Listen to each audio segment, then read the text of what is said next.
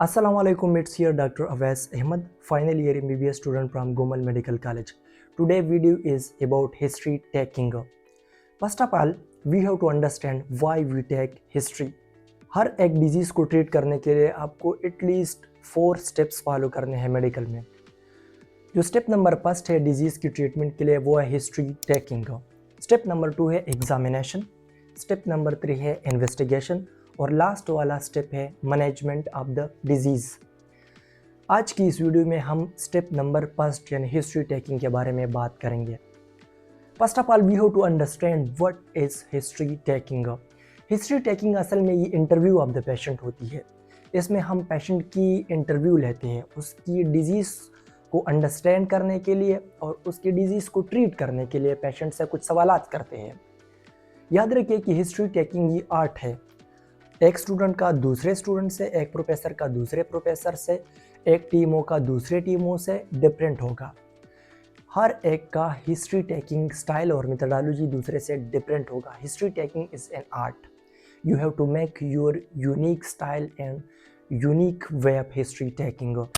Remember always, medical field में हर एक चीज़ के कुछ खास प्रोटोकॉल्स होते हैं। Same is history taking. History taking के कुछ खास प्रोटोकॉल्स होते हैं। प्रोटोकॉल नंबर फर्स्ट के मुताबिक आपने सबसे पहले राइट साइड से अप्रोच करना है। पेशेंट को राइट साइड से अप्रोच करोगे। अगर एग्जामिनर ने कोई हर्डल बनाया है, अपना पाव रखा है रास्ते में, तो आपने उस हर्डल को ब्रेक करना है, लेकिन लेफ्ट साइड से अप्रोच नहीं करना। Always approach from the right side. Approach करने के बाद याद रखिए कि पेशेंट के साथ आपने जेंटल रहना है, पेशेंट के साथ आपने फ्रेंडली रहना है और सुपर कॉन्फिडेंट रहना है। प्रोटोकॉल नंबर 2 के मुताबिक आपने पेशेंट के सामने खुद को इंट्रोड्यूस करना है कि मैं कौन हूँ। आपने कहना है कि मैं डॉक्टर फलाना हूँ या मैं डॉक्टर अवैस हूँ।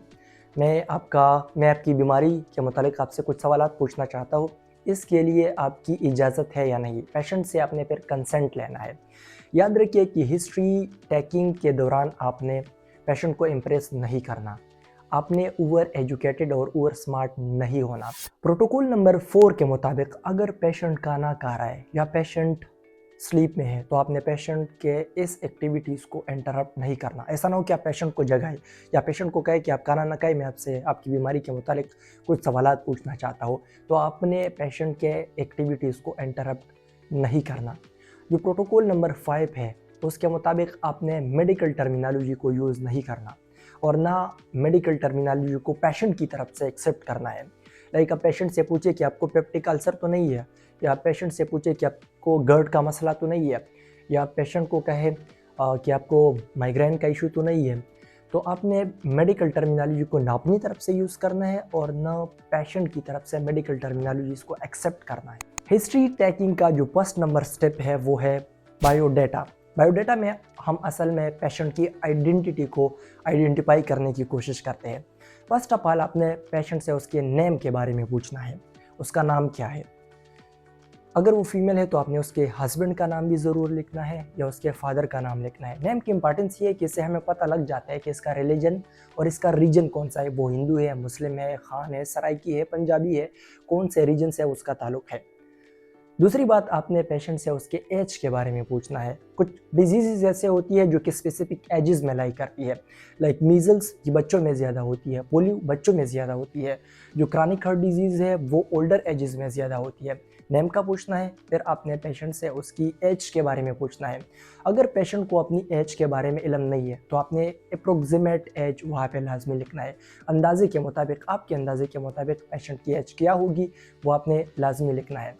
फिर उसके बाद आपने पेशेंट की सेक्स लिखनी है कि वो मेल है, फीमेल है या वो ट्रांसजेंडर है। सेक्स भी आपने लाजमी लिखना है। सेक्स हम इसलिए लिखते हैं कि कुछ डिजीज़ वो रिलेट करती है सेक्स के साथ। फॉर एग्ज़ाम्पल, जो इस्केमिक हार्ट डिजीज़ है वो मेल में ज़्यादा कामन होती है और इसीलिए फीमेल में ज़्यादा कामन होती है। फोर्थ नंबर चीज़ जो आपने पेशेंट से पूछनी है वो उसकी मैरिटल स्टेटस के बारे में। वो मैरिड है या मैरिड नहीं है। अगर कोई मैरिड है, फीमेल है, तो आपने उससे ये भी पूछना है कि कब आपने शादी की है। वो टाइम भी आपने अपने साथ नोट करना है। फिर उसके बाद आपने पेशेंट से उसके ऑक्यूपेशन के बारे में पूछना है। वो क्या काम करता है, वो टीचर है, वो सिंगर है, वो फार्मर है, ऑक्यूपेशन के बारे में भी आपने लाजमी पूछना है। फिर अपने पेशेंट से उसके एड्रेस के बारे में भी पूछना है कि वो कहाँ से आया है, वो एड्रेस भी आपने बायोडाटा में लिखनी है। फिर आपने पेशेंट से पूछना है कि उसका वेट क्या है, अगर उसको वेट का पता है तो आपने वेट भी लाजमी नोट करना है। और लास्ट में द मोस्ट इम्पॉर्टेंट, आपने पेशेंट से ये पूछना है कि आपका एडमिशन किस वे से हुआ है। आप ओपीडी के ज़रिए से एडमिट हुए वार्ड में, या आप इमरजेंसी के ज़रिए से एडमिट हुए, या किसी ने आपको प्राइवेट क्लिनिक से रेफ़र किया है। तो ये भी आप लोगों ने लाजमी नोट करनी है बायोडाटा में। हिस्ट्री टेकिंग में जो स्टेप नंबर 2 है वो है प्रेजेंटिंग कंप्लेंट या चीप कंप्लेंट्स। चीप कंप्लेंट्स को समझने के लिए आपने इस सेंटेंस को लाजमी याद रखना है, what brings the patient to the hospital.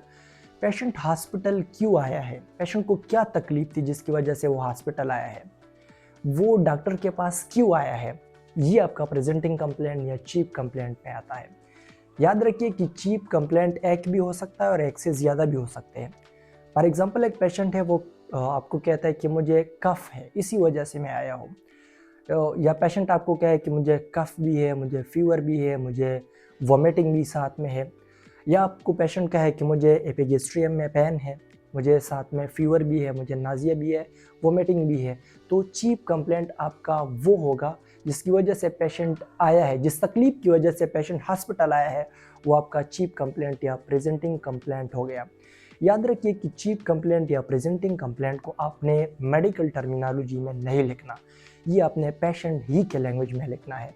Medical terminology को यहाँ पे यूज़ नहीं करना, बल्कि पेशेंट के लैंग्वेज में ही लिखना है।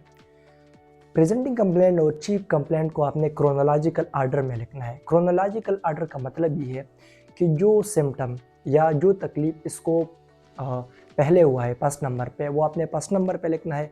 फिर उसके बाद उसको दूसरा जो तकलीफ है उसको सेकंड नंबर पे लिखना है। तीसरा उसको जो तकलीफ हुआ है वो आपने थर्ड नंबर पे लिखना है। मतलब क्रोनोलॉजिकल आपने डेज, मंथ्स और सालों के मुताबिक लिखनी है। फॉर एग्जांपल, एक पेशेंट है, वो आपको कहता है कि मुझे पेन एपिगेस्ट्रियम है 20 डेज से, मुझे वॉमिटिंग है 10 डेज से, और मुझे फीवर है लास्ट 4 डेज से। तो आपने इसको क्रोनोलॉजिकल ऑर्डर में ऐसे लिखना है कि पेशेंट को पेन एपिगेस्ट्रियम है लास्ट 20 डेज से, पेशेंट को वोमिटिंग है लास्ट 10 डेज से। पहले आपने पेन एपिगेस्ट्रियम को लिखना है, फिर आपने वोमिटिंग को लिखना है, और लास्ट में आपने फीवर को लिखना है। तो इसी तरह आपकी चीप कंप्लेंट हो गई। चीप कंप्लेंट में एक और बात को याद रखें, अगर पेशेंट आपको कहे कि मुझे ये तकलीफ़ बार बार हो रहा है, मतलब पेशेंट आपको कहे कि मुझे 1 साल पहले ये तकलीफ़ हुआ था, फिर मुझे 6 महीने बाद हुआ, फिर मुझे 3 महीने बाद हुआ, तो आपने प्रेजेंटिंग कंप्लेंट में उसके साथ रिकरेंट का लफ्ज़ लाजमी रखना है कि पेशेंट को फॉर एग्जांपल रिकरेंट पेन है, पेशेंट को रिकरेंट लूज मोशन है, पेशेंट को रिकरेंट वोमिटिंग है, तो आपने उसके साथ रिकरेंट का लफ्ज़ लाजमी लिखना है। The third and most important step of history taking is HOPIs, History of Presenting Complaints. History of Presenting Complaint में आपने जो चीप कंप्लेंट लेके है उसको फुल इलाबोरेट करना है, उसके डिटेल में जानना है, उसको फुल एक्सप्लेन करना है। और याद रखिए कि ये आपने क्रोनोलॉजिकल ऑर्डर में एक्सप्लेन करना है। पहले नंबर पे क्या हुआ था, दूसरे नंबर पे क्या हुआ था, फिर उसके बाद क्या हुआ था, इसके अकॉर्डिंगली क्रोनोलॉजिकल ऑर्डर में आपने एक्सप्लेन करना है। HOPIs में आपने उस जो चीप कंप्लेंट है उसके डिटेल में जाना है। सबसे पहले आपने उसकी ड्यूरेशन का पूछना है, व्हेन इट स्टार्टेड, कब से आपको ये तकलीफ है, और हाउ लॉन्ग इट कंटिन्यूज, कितने वक्त के लिए फिर ये तकलीफ होता है। फिर आपने पेशेंट से ये पूछना है कि तकलीफ आपको हर वक्त होता है या कुछ ख़ास औकात में होता है। आपने पेशेंट से ये भी पूछना है कि ये जो तकलीफ है ये कांस्टेंट होता है या ये कभी कभार होता है। पेशेंट से आपने ये भी पूछना है कि आपको जो तकलीफ है ये इंटरमिटेंट है या रिमिटेंट है। पेशेंट से आपने ये भी पूछना है HOPIs में कि कौन से फैक्टर्स ऐसे हैं जिसकी वजह से आपकी तकलीफ ख़त्म होता है, कौन से दवाई ऐसे है जिसको लेने से आपका तकलीफ ख़त्म होता है, या कौन से ऐसे स्टेप्स है जिसको फॉलो करने से आपकी तकलीफ ख़त्म होता है। पेशेंट को आपने ये भी कहना है कि कौन से ऐसे फैक्टर्स है जिसकी वजह से आपका ये तकलीफ ज़्यादा होता है, एग्रेवेटिंग फैक्टर क्या है। याद रखिए कि इसमें आपने पेशेंट से एसोसिएटेड फीचर्स का लाजमी पूछना है। एसोसिएटेड फीचर से मतलब ये है कि जो प्राइमरी मसला है उसको, फॉर एग्जांपल एक पेशेंट आ गया, उसने कहा आपको कि मुझे हार्ट बर्न है, ये उसका प्राइमरी चीप कंप्लेंट हो गया। अब चीप कंप्लेंट के साथ उसके एसोसिएटेड फीचर क्या है, उस पेशेंट को नाजिया है, उस पेशेंट को वोमिटिंग है, उस पेशेंट को फीवर है, जो अदर फीचर्स है एसोसिएटेड इस प्राइमरी फीचर के साथ, तो उसकी डिटेल भी आपने HOPIs में लिखनी है। Let explain HOPI with an example of pain. For example एक पेशेंट है, वो आ गए और आपको ये कहा कि मुझे पेन है।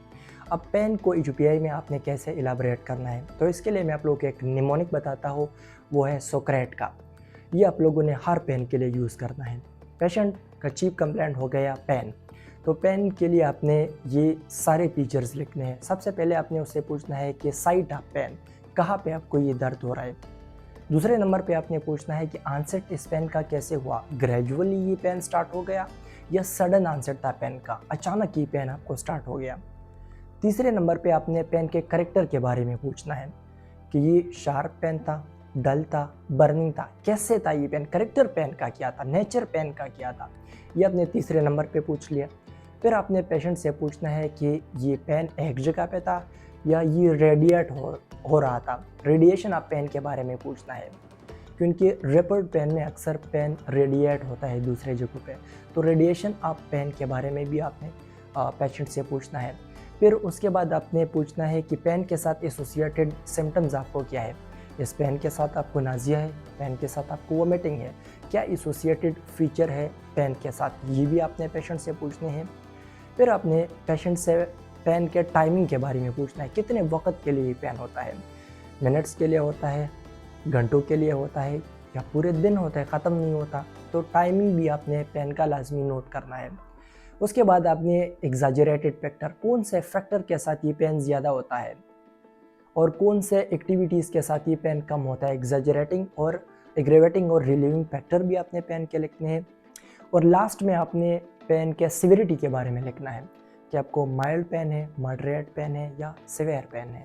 Let take an example number 2 of fever. Fever को आपने HOPIs में कैसे लिखना है, पेशेंट से आपने पहले पूछना है कि फीवर आपको अचानक स्टार्ट हो गया, सडन आंसर था या ग्रेजुअली आपको ये फीवर स्टार्ट हो गया। फिर अपने पेशेंट से उसके फीवर के ग्रेड के बारे में पूछना है, हाई ग्रेड फीवर था या लो ग्रेड फीवर था। फिर उसके पैटर्न के बारे में पूछना है, इंटरमिटेंट था, रिमिटेंट था या ये कंटिन्यूस था, चेंज नहीं हो रहा था, कंटिन्यूसली आपको ये फीवर था। फिर आपने इसके साथ एसोसिएटेड फीचर्स का पूछना है, फीवर के साथ आपको हेडेक था, फीवर के साथ आपको नाजिया थी, फीवर के साथ वोमिटिंग तो नहीं हो रहा था, फीवर के साथ एसोसिएटेड क्या क्या फीचर थे वो भी आपने पेशेंट से पूछना है। फिर पेशेंट से आपने ये पूछना है कि आपको तो नाइट स्वेट नहीं हो रहा है, अगर TB का पेशेंट है तो उसको फीवर के साथ नाइट स्वेट्स होंगे। फिर फीवर के साथ आपने ये भी पूछना है कि आपको इसके साथ चिल्स या रेगर्स तो नहीं हो रहे। Let take an example number 3 आप कफ। कफ को आपने HOPI में कैसे लिखने हैं। फर्स्ट ऑफ ऑल आपने पेशेंट से पूछना है कि ये कफ कैसे स्टार्ट हो गया, आंसेट कैसे था, ग्रेजुअल आंसेट था या सडन आंसेट था। फिर आपने पेशेंट से उसकी क्रॉनिसिटी के बारे में पूछना है, एक्यूट आंसेट है, अभी अभी स्टार्ट हुआ है या ये क्रॉनिक टाइम से, लॉन्ग टाइम से आपको ये कफ की तकलीफ है। फिर आपने कफ के फ्रीक्वेंसी के बारे में पूछना है, ये इसकी फ्रीक्वेंसी क्या है, कफ की फ्रीक्वेंसी। फिर आपने सिविरिटी के बारे में पूछना है, सिवियर होता है या नहीं होता। फिर आपने पेशेंट से ये पूछना है कि ये कफ आपको डे के टाइम पे ज़्यादा होता है या कफ आपको रात के टाइम पे ज़्यादा होता है। कफ के साथ आपने इस जो एग्रेवेटिंग और रिलीविंग फैक्टर है उसका भी लाजमी पूछना है। और कफ के साथ आपने ये भी पूछना है कि ये प्रोडक्टिव है या ड्राई कफ है। ड्राई कफ का मतलब ये है कि उसके साथ स्पोटम यानी बलगम नहीं आ रहा। प्रोडक्टिव कफ का मतलब ये है कि उसके साथ स्पोटम आ रहा है। अगर पेशेंट कहे कि मुझे प्रोडक्टिव कफ है तो उसके साथ आपने पूछना है कि बलगम में खून है या नहीं, ब्लड तो उसके साथ नहीं है। अगर वो कहे कि ब्लड उसके साथ नहीं है तो आपने फिर पेशेंट से ये पूछना है कि स्पोटम का कलर क्या है, स्पोटम का स्मेल क्या है, उसकी कंसिस्टेंसी क्या है, अमाउंट उसका कितना है और ये कितने डेज में आपको कितनी मरतबा स्पोटम के साथ ही कफ आता है। तो ये सारी डिटेल्स आपने कफ के लेनी है। इसी तरह now move forward to another important step of history taking, और वो है past history of the patient. Past history में 2 टाइप ऑफ हिस्ट्री होती है, एक होती है पास्ट मेडिकल हिस्ट्री और दूसरी होती है पास्ट सर्जिकल हिस्ट्री। पहले आपने पेशेंट से उसकी पास्ट मेडिकल हिस्ट्री के बारे में पूछना है। What is past medical history. Past medical history में आपने पेशेंट से पूछना है कि आपको पास्ट में कोई डिजीज़ था जिसके लिए आप हॉस्पिटलाइज्ड हुए थे, उस डिजीज़ के बारे में आपने पेशेंट से पूछना है। उसको ये डिजीज़ था, ख़त्म हो गया था, या अभी उसको वो डिजीज़ है। फॉर एग्जांपल एक पेशेंट है, वो आपको कहे कि मुझे एमआई हार्ट अटैक हुआ था या माइकार्डियल इन्फार्क्शन हुआ था 2010 में, उसके लिए मैंने 2 स्टंट पास किया, तो ये अपने पास्ट मेडिकल हिस्ट्री में लिखनी है। एक पेशेंट है, वो आपको कहे कि मुझे अपेंडिक्स का मसला हुआ था 2018 में, वो भी आपने लिखनी है। वो बीमारी जिसके लिए पेशेंट हॉस्पिटलाइज्ड हुआ था पास्ट में, वो आपने पास्ट मेडिकल में लिखनी है। पास्ट मेडिकल के डिजीज़ के लिए मैं आप लोगों के साथ एक निमोनिक शेयर करना चाहता हूँ, और वो निमोनिक है एम.जे. थ्रेड्स का। एम का मतलब होता है माइकार्डियल इन्फार्क्शन। पेशेंट को माइकार्डियल इन्फार्क्शन के बारे में पूछना है कि आपको दिल का तो कोई मसला नहीं था पास्ट में। दूसरा आपने पूछना है जॉन्डिस का, कि आपको यरकान तो नहीं था पास्ट में। फिर आपने पेशेंट से टीबी के बारे में पूछना है एम.जे. थ्रेड्स के निमोनिक को फॉलो करके। फिर आपने पेशेंट से पूछना है कि आपको हाइपरटेंशन का यानी ब्लड प्रेशर का मसला तो नहीं है। फिर पेशेंट से आपने पूछना है कि आपको कोई रिमेटिक प्रॉब्लम तो नहीं है, आर्थराइटिस का मसला तो आपको नहीं है। फिर आपने पेशेंट से एपिलेप्सी के बारे में पूछना है कि आपको मिर्गी का मसला तो नहीं है। फिर आपने पेशेंट से आस्थमा के बारे में या एस्थमा के बारे में पूछना है, और पेशेंट से डायबिटीज़ के बारे में भी पूछना है इस निमोनिक को फॉलो करके। स्ट्रोक के बारे में भी, या कोई ट्रांजिएंट इस्केमिक अटैक पेशेंट को पास्ट में हुआ था, वो सारा डिटेल आपने पास्ट मेडिकल हिस्ट्री में लिखनी है। फिर अपने पेशेंट से पास्ट सर्जिकल हिस्ट्री लेनी है। पास्ट सर्जिकल हिस्ट्री में आपने पेशेंट से ये पूछना है कि पास्ट में तो आपकी कोई सर्जरी नहीं हुई, माइनर या मेजर सर्जरी, वो आपने पास्ट सर्जिकल हिस्ट्री में लिखनी है। फॉर एग्जांपल पेशेंट से आपने ये पूछना है कि आपने तो एपेंडेक्टोमी नहीं है, कोलिसिस्टेक्टोमी तो पास्ट में आपने नहीं किया, हर्निया के लिए तो आपने कोई ऑपरेशन नहीं किया, तो ये सारी चीज़ें आपने पास्ट सर्जिकल हिस्ट्री में नोट करनी है। स्टेप नंबर 5 में आपने पेशेंट से उसकी ड्रग हिस्ट्री लेनी है। ड्रग हिस्ट्री में आपने पेशेंट से पूछना है कि कोई ऐसी दवाई जो आप जारी लेते हो, कोई दवाई जो आपको डॉक्टर ने प्रिस्क्राइब की हो, वो आपने नोट करनी है। अगर वो कहे कि मुझे हकीम ने कोई मेडिसिन दी है, वो आपने अपने साथ लिखने हैं, या यूनानी मेडिसिन वो कोई लेता है, या वो ओवर द काउंटर कोई मेडिकेशन ले रहा है, या वो रिक्रिएशनल ड्रग्स ले रहा है, तो वो आपने ड्रग हिस्ट्री में लिखनी है। फिर आपने साथ ये भी नोट करना है कि वो कौन सा मेडिसिन ले रहा है, उस मेडिसिन का नाम, डोज कितना है, फ्रीक्वेंसी मतलब वो दिन में 1 मरतबा लेता है, 2 मरतबा लेता है, फ्रीक्वेंसी अपने साथ नोट करनी है, और टाइमिंग की कितने टाइम से ये मेडिसिन ले रहे हैं, तो ये आपने ड्रग हिस्ट्री में लिखनी है। हिस्ट्री टेकिंग का जो 6 नंबर स्टेप है वो है एलर्जीज हिस्ट्री। आपने पेशेंट से ये पूछना है कि आपको कोई ख़ास एलर्जी तो नहीं है। अगर वो क्या है कि मुझे खुराक वाली एलर्जी है, तो आपने अपने साथ कोलिनर्जिक अर्टिकेरिया नोट करनी है। अगर पेशेंट कहे कि मुझे कोई एटॉपिक डर्माटाइटिस है, वो नोट करनी है। या पेशेंट आपको कहे कि मुझे आस्थमा है, तो वो आपने एलर्जीज हिस्ट्री में लिखनी है। 7 नंबर स्टेप है फैमिली हिस्ट्री का। फैमिली हिस्ट्री का मतलब क्या हुआ? फैमिली हिस्ट्री का मतलब ये है कि कोई ऐसी बीमारी जो इस पेशेंट के ख़ानदान में चलती आ रही है, वो डिजीज़ आपने अपने साथ फैमिली हिस्ट्री में नोट करनी है। फॉर एग्ज़ाम्पल पेशेंट आपको कहे कि मेरे ब्रदर को क्रॉनिक हार्ट डिजीज़ है, या वो आपको कहे कि मेरी मदर को डायबिटीज़ है, या वो आपको कहे कि मेरे फादर को थैलेसीमिया है, या मेरे दादा स्ट्रोक की वजह से मर गए थे, तो वो बीमारी जो ख़ानदान में होती है, या बॉर्डरलाइन ट्रेट्स ख़ानदान में है, तो वो अपने साथ फैमिली हिस्ट्री में नोट करनी है। हिस्ट्री टेकिंग का जो 8 नंबर स्टेप है वो है socio economic history. Socio economic history का मतलब क्या हुआ? सोशल का मतलब होता है उस पेशेंट को तो सोशली घर में किसी से, या इन्वायरमेंट में, जिस इन्वायरमेंट में वो पेशेंट रह रहा है, उस इन्वायरमेंट में पेशेंट को किसी से तो तकलीफ नहीं है, वो अपने सोशल हिस्ट्री में लिखनी है। फिर आपने इकनॉमिक हिस्ट्री में इकनॉमिक हिस्ट्री में पेशेंट लिखनी है कि पेशेंट क्या काम करता है, उसका ऑक्यूपेशन क्या है, वो कितने पैसे कमाता है, वो कौन से घर में रह रहा है, ये सारी डिटेल आपने इकनॉमिक हिस्ट्री में लिखनी है। फिर उसके बाद आपने पेशेंट की पर्सनल हिस्ट्री लेनी है। पर्सनल हिस्ट्री में आप 2 चीज़ों को लिखोगे। पहला जो चीज़ है, वो कोई नशा तो नहीं कर रहा, सिगरेट स्मोकिंग कर रहा है, हुक्का पी रहा है, वो नस्वार ले रहा है, स्नैप टैकर है, तो ये आपने पर्सनल हिस्ट्री में लिखनी है।